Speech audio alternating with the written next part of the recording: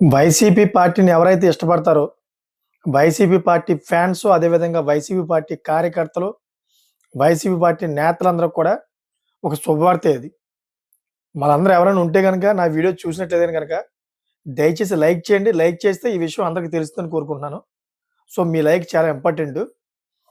So, Jaganmohan Reddy గారు 2014లోని వైసీపీని ఆవిర్భవించిన తర్వాత ఎంతో కష్టపడ్డారన్నమాట. ఏదో విధంగా ఈ పార్టీని నిలబెట్టి ముఖ్యమంత్రి అవ్వాలి అని చెప్పేసి ఆయన చాలా కష్టపడ్డారు. ఆయన మీద ఆంధ్రప్రదేశ్ ప్రజలు చాలా సింపతి చూపించారు. పాదయాత్రలో అందరూ కూడా ఆదరణ పొందారు. సో, ఆ ఆదరణ పొందిన తర్వాత ఆయన 2019లోని భారీ మెజారిటీతో అయితే ఆయన గెలిచారు. సో, అక్కడి దాకా బాగుంది. 2019 తర్వాత 2024 వరకు కూడాను ఆయన పరిపాలన మీద మిశ్రమ స్పందన వచ్చిందన్నమాట.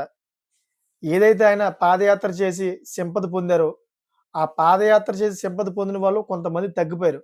ఎందుకంటే ఈయన 2019 నుంచి 2024 వరకు కొంచెం మిశ్రమ స్పందన రావడం వల్ల. అది దేనివల్ల అంటే జగన్మోహన్ రెడ్డి గారి వల్లే. జగన్మోహన్ రెడ్డి గారు ఆయన కొన్ని కొన్ని విషయాల్లో స్పందించకపోవడం వల్ల.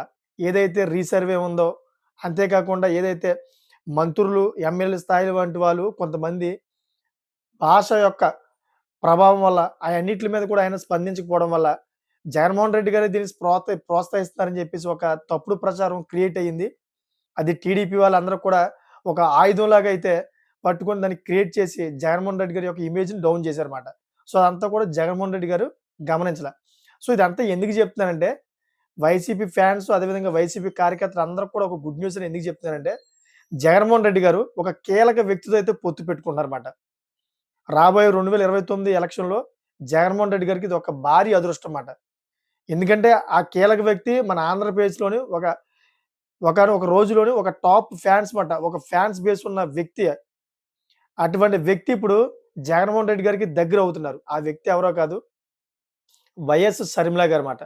వైఎస్ షర్మిల గారు కాంగ్రెస్ మీద కొంచెం ఇష్టం తగ్గుతున్నట్లుగా వార్తలొచ్చాయి. ఆవిడ తెలంగాణలోని రాజకీయ పార్టీ పెట్టి తెలంగాణలోని ఆయన తండ్రి పేరు మీదే రాజకీయాలు చేద్దామని చూసింది. సో, అక్కడ వర్కౌట్ అవ్వల. ఆ తర్వాత ఆంధ్రప్రదేశ్‌కొచ్చి ఆంధ్రప్రదేశ్‌లో కూడా కాంగ్రెస్ పార్టీలోనే మన ఆంధ్రప్రదేశ్‌లో రాజకీయాలు చేసి జగన్మోహన్ రెడ్డి గారి మీద వ్యతిరేకంగా అన్ని నినాదాలు చేసి గెలుద్దాం అనుకుంది గానీ అక్కడ కూడా వర్కౌట్ అవ్వల. ఎందుకంటే జగన్మోహన్ రెడ్డి గారు ఎందుకంటే వైఎస్ రాజశేఖర రెడ్డి గారి యొక్క ఆస్తులు ఏదైతే ఉందో, ఆ ఆస్తులకు సంబంధించిన వివాదాలు అన్నజెల్లు ఇద్దరికి కూడా దూరం చేసేమాట.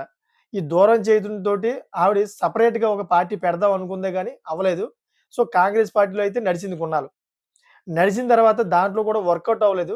సో, ఇప్పుడు జగన్మోహన్ రెడ్డి గారితోటి కలిసి ప్రయాణం చేసే విధంగా అయితే సముచితంగా అన్న దగ్గరకొచ్చి ఇంకా సరెండర్ అయిపోయిందని చెప్పేసి వార్తలు వచ్చాయి. అది కూడా కరెక్టే. ఎందుకంటే ఎవరైతే వైఎస్ఆర్ హయాంలోని వైఎస్ఆర్ కాంగ్రెస్‌కి దగ్గరగా ఉన్నటువంటి కొంతమంది సన్నిహితులు బెంగుళూరులో, హైదరాబాద్‌లో అదేవిధంగా మన ఆంధ్రప్రదేశ్ అమరావతిలోని ఉన్నటువంటి సన్నిహితమైన వ్యక్తులు జగన్మోహన్ రెడ్డి గారిని అదేవిధంగా షర్మిల గారిని దగ్గర చేశారంట.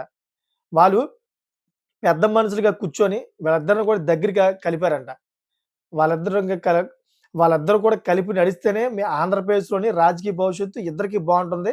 లేకపోతే గనక జగన్మోహన్ రెడ్డి గారు, షర్మిల గారు కూడా ఇంక ఇంటికే పరిమితం అవ్వాల్సి వస్తుంది. అటువంటి తరుణంలో మీ ఇద్దరు కూడా కలిసి ప్రయాణం చేస్తే బావుంటుందని జెప్పేసి ఇద్దరం కూడా కూర్చోబెట్టి ఇదంతా కూడా ఒక పెద్దగా అయితే ఇదంతా కూడా నడిపించారంట ఆ సన్నిహితంగా ఉన్న వ్యక్తులు.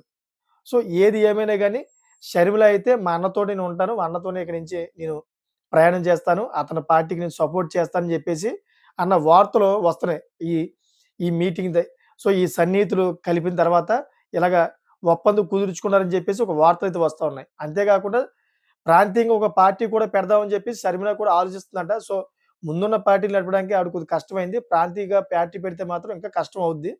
ఇంకా ఆవిడైతే దాని గురించి నాకు తెలిసిన మట్టుకైతే అంతగా ఆలోచించరేమో. ఇంకా జగన్మోహన్ రెడ్డి గారి వైపే మొగ్గు చూపుతారేమో. ఈ రకంగా చూసుకుంటే 2029లోని జగన్మోహన్ రెడ్డి గారికి సీఎం అయ్యే అవకాశం దొరుకుతుంది. ఇంకిది వైసీపీ కార్యకర్తలకు ఒక బూస్ట్ లాంటి వార్త మాట.